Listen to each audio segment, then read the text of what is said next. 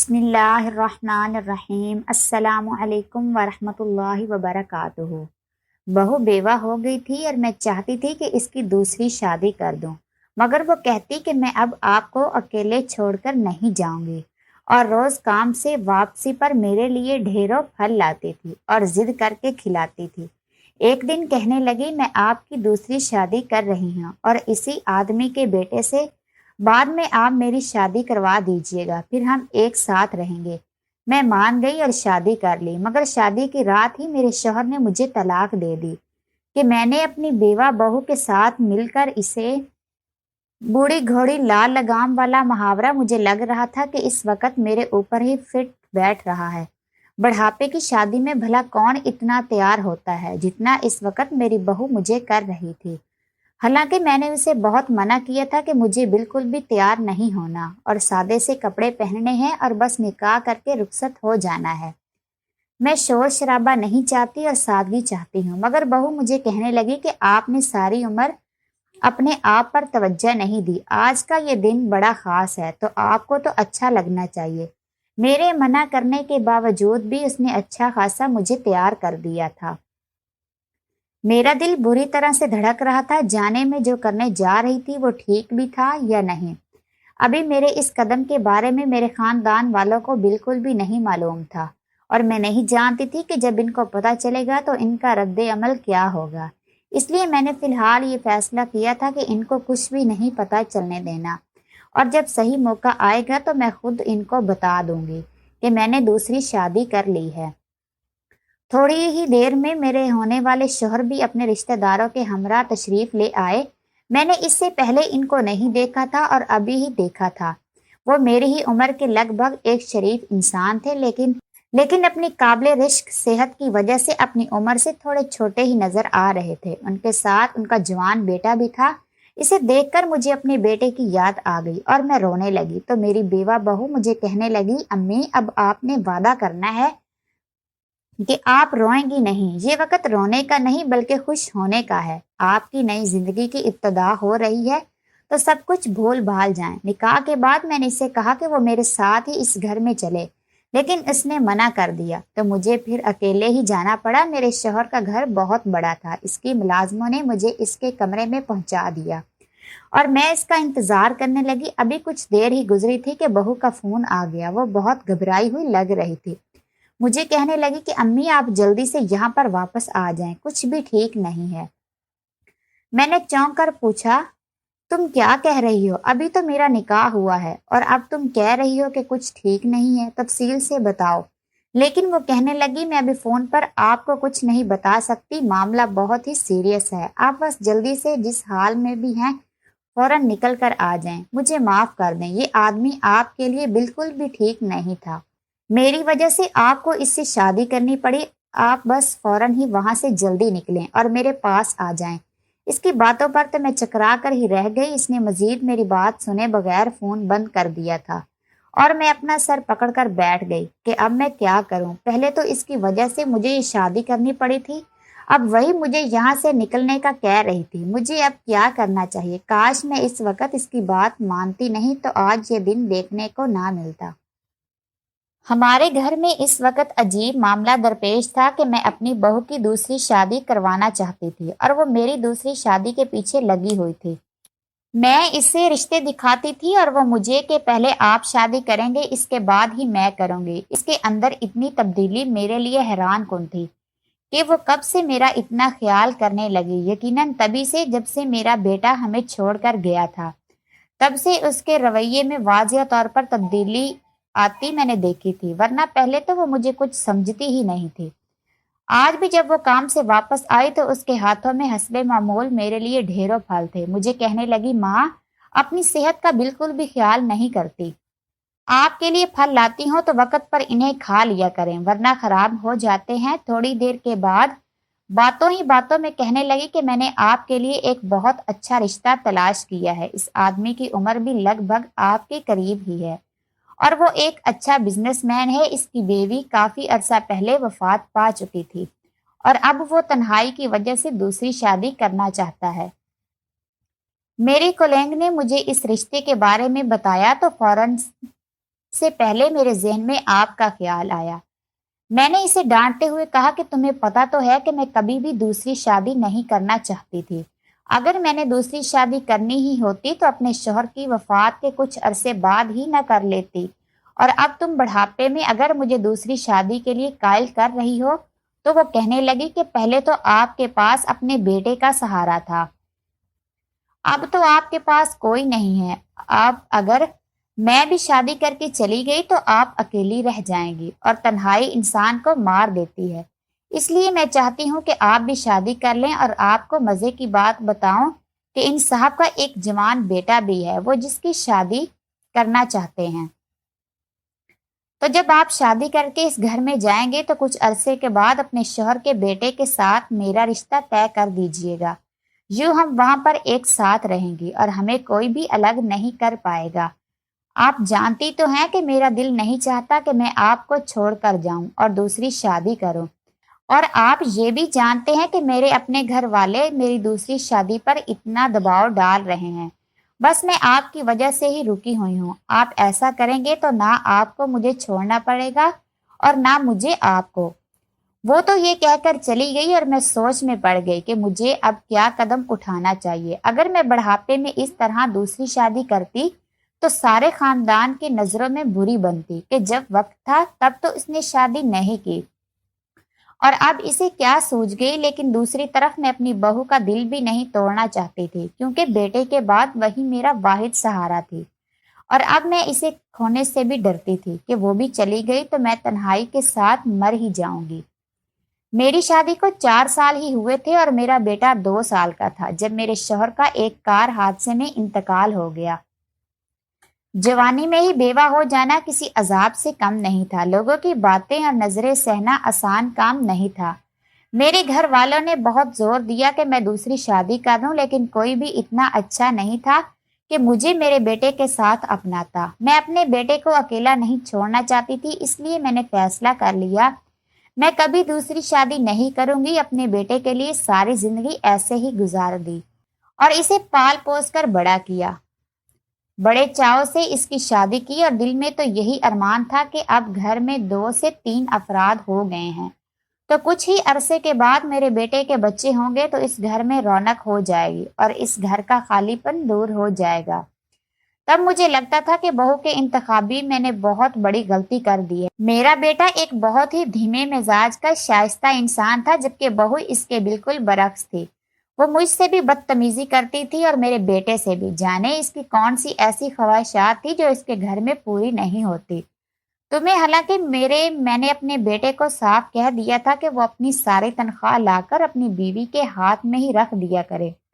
میرا تو پہلے بھی سلائی کا کام سے گزارا ہو جاتا تھا، میں اب بھی اپنا بوجھ خود اٹھا سکتی تھی، لیکن پھر بھی آئے دن ان کے جھگڑے ہی ہوتے رہتے تھے، اور وہ بھی اکثر مجھ سے بدتمیزی کر جاتی تھی، جس کا کبھی بھی اپنے بیٹے کو نہیں بتایا کہ اس نے تو یہ کہنا تھا کہ آپ نے اپنی مرضی سے میری شادی کروائی ہے، یہ بہو آپ کی پسند کی ہے تو میں کیا کر سکتا ہوں۔ 2 سال اسی طرح عذاب میں ہی گزر گئے، لیکن پھر میں دیکھنے لگی کہ آہستہ آہستہ میری بہو کے رویے میں تھوڑی سی تبدیلی آ رہی ہے، اور بیٹے کی حادثاتی موت کے بعد تو وہ بالکل ہی بدل کر رہ گئی تھی۔ میرے جوان جان بیٹے کو دن دہاڑے ڈاکوؤں نے لوٹ لیا اور مزاحمت کرنے پر اس کی جان لے لی تھی۔ پہلے شوہر کا غم اور پھر بیٹے کا۔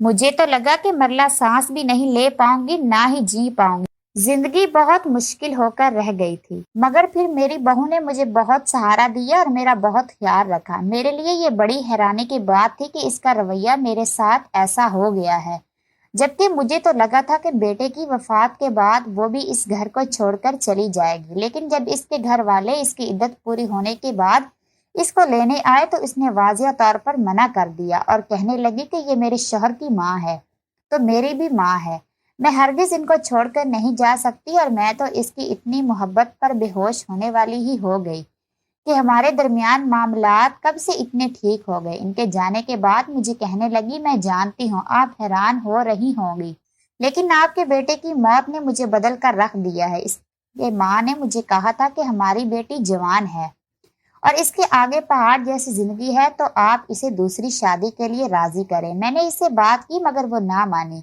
اور اب تو ظاہر تھا ہمارے گھر کا کمانے والا بھی کوئی نہیں تھا، تو اس نے نوکری ڈھونڈ کر کام پر جانا شروع کر دیا اور روزانہ کام سے واپسی پر میرے لیے ڈھیروں پھل لاتی اور ضد کر کے کھلاتی۔ کہتی تھی کہ اب آپ کے بیٹے کے سارے فرائض میں ہی پورے کروں گی۔ میں جب بھی اس سے شادی کے لیے کہتی تو منع کر دیتی کہ میں آپ کو چھوڑ کر نہیں جاؤں گی، میرے جانے کے بعد آپ اکیلی رہ جائیں گی۔ پھر ایک دن مجھے کہنے لگی کہ آپ دوسری شادی کر لیں، نہ تاکہ میں آپ کی طرف سے فکر مند نہ ہوں، پھر میں بھی کر لوں گی۔ اور اب اس کی اسی ضد کی وجہ سے میں اب اس کے کمرے میں دلہن بن کر بیٹھی تھی اور میری بہو نے فون کر دیا کہ میں یہاں سے جلدی باہر نکلوں۔ اس کی بات ماننی ہی تھی، اس لیے میں فوراً اٹھی اور اس سے پہلے کہ میں کمرے کا دروازہ کھولتی زوردار طریقے سے کمرے کا دروازہ کھولا اور میرا شوہر انتہائی غصے میں اندر داخل ہوا۔ اس کے تیور دیکھ کر میں گھبرا گئی کہ شاید میری بہو ٹھیک کہہ رہی تھی، یہ وہ آدمی تو نہیں تھا جس سے میں نے نکاح کیا تھا۔ اس وقت تو یہ ایک بہت ٹھنڈے مزاج کا اور شریف انسان لگ رہا تھا، جبکہ اس وقت اس کے چہرے پر وحشت چھائی ہوئی تھی۔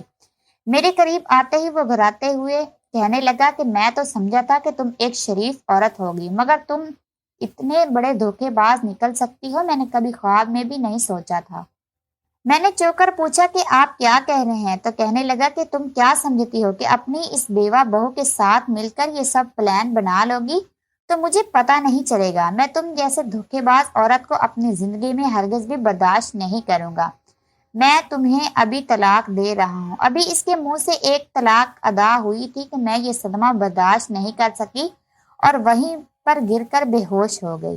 جب ہوش آیا تو میں نے خود کو اپنے ہی گھر میں پایا۔ میری بہو میرے پاس بیٹھی میرا سر دبا رہی تھی، مجھے ہوش میں آتا دیکھ کر شکر ادا کرنے لگی اور کہنے لگی میں نے آپ کو پہلے ہی کہا تھا کہ وہاں سے نکلیں، دیکھ لیں اس ظالم انسان نے آپ کا کیا حال کر دیا۔ میں نے اسے کہا لیکن اس نے مجھے طلاق کیوں دی؟ میں نے تو کچھ بھی برا نہیں کیا تھا، بلکہ وہ مجھے کہہ رہا تھا کہ ہم نے اس کے خلاف کوئی سازش کی ہے۔ یہ سب کیا ہے؟ میں نے تو تمہارے کہنے پر ہی اس نکاح کے لیے ہاں کی تھی۔ تو میری بہو ہاتھ جوڑتے ہوئے کہنے لگی مجھے معاف کر دیں امی، بچوں سے بھی تو والدین کے لیے غلط فیصلے ہو جاتے ہیں، تو مجھ سے بھی آپ کے لیے غلط فیصلہ ہو گیا۔ میں نہیں جانتی تھی کہ وہ شخص ایک ذہنی مریض ہے، اگر جانتی ہوتی تو کبھی بھی آپ کی شادی اس سے نہ کرتی۔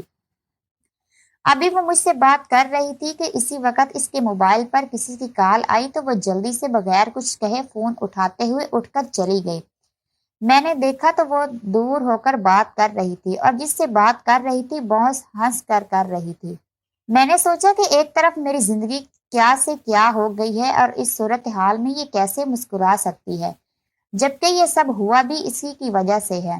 میں نے تو اسے اپنی بیٹی بنایا تھا اور جو کچھ بھی کیا تھا وہ اس کے کہنے پر اور اسی کی بھلائی کی خاطر کیا تھا، لیکن کیا جانتی تھی کہ میرے ساتھ ہی برا ہو جائے گا۔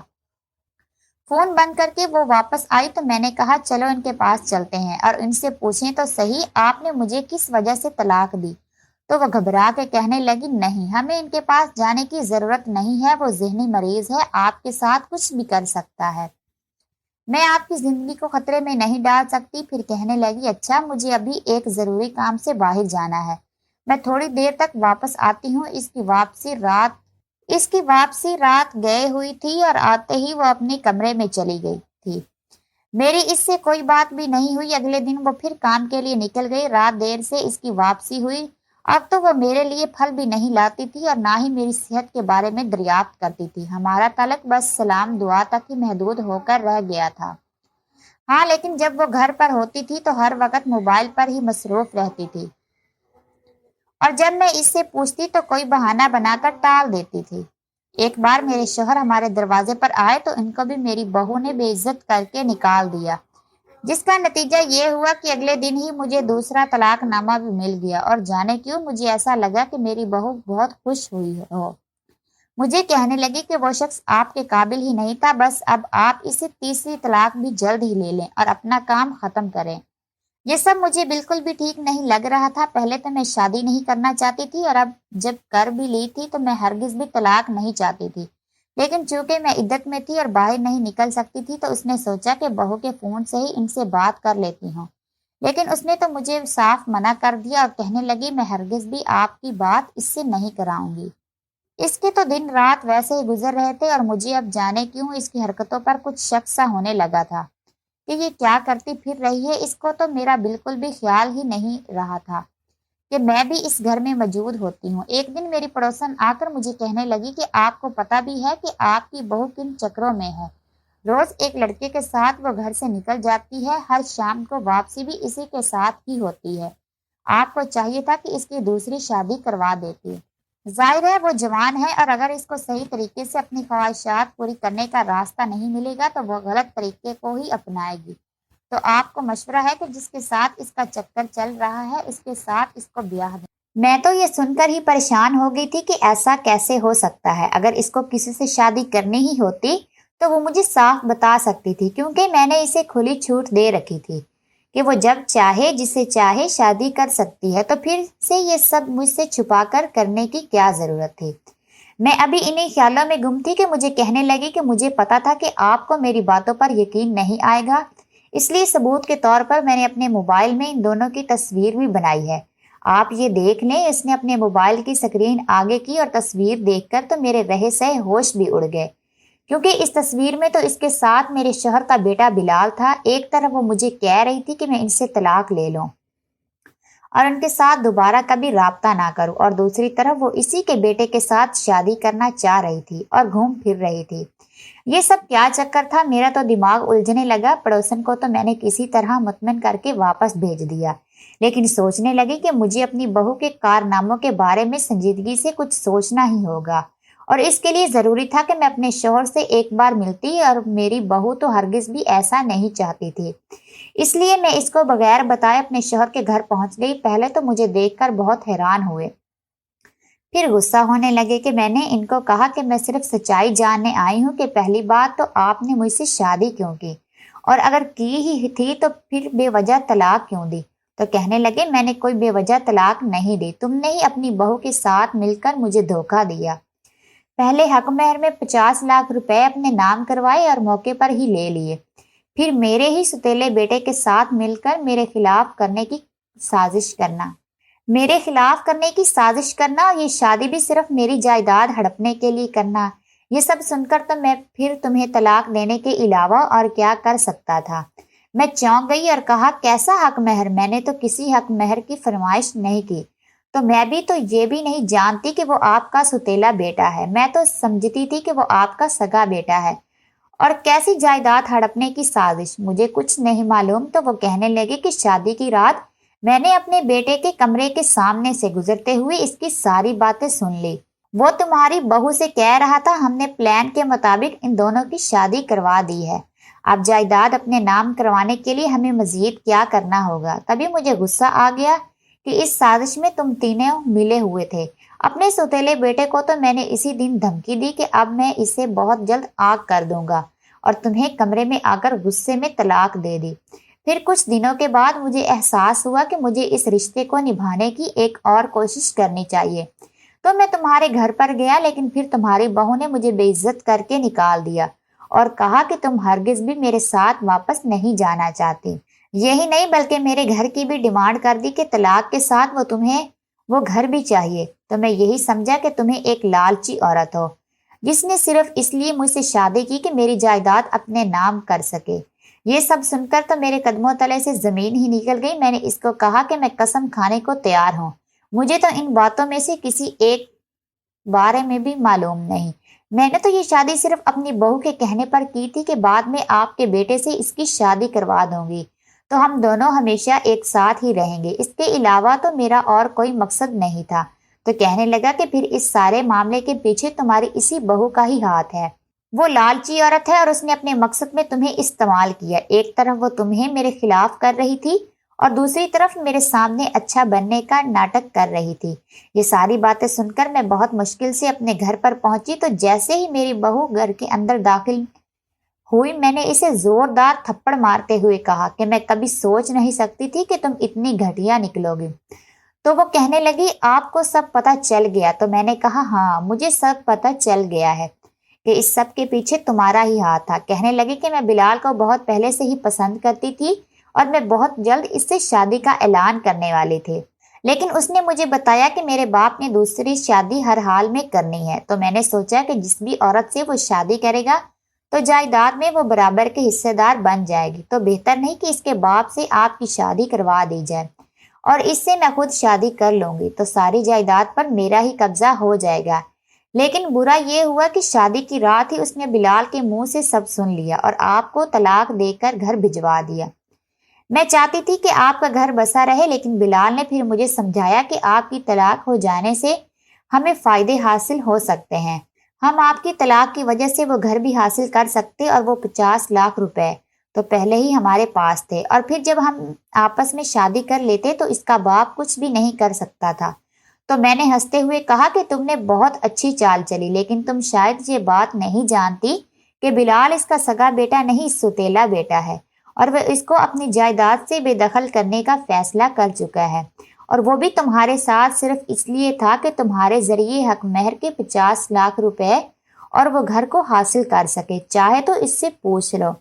یہ بات سن کر اس کے تو رنگت ہی بدل گئی، میرے شوہر نے تو مجھ سے صلح کر لی اور میں اس کے گھر چلی گئی، جبکہ وہ اپنے لالچ کی بدولت وہ اکیلی رہ گئی، کیونکہ بلال تو اس کو لوٹ کر فرار ہو چکا تھا، اور جس سے جائیداد کے پیچھے اس نے اتنی بڑی سازش رچائی وہ اب میری ہو چکی تھی۔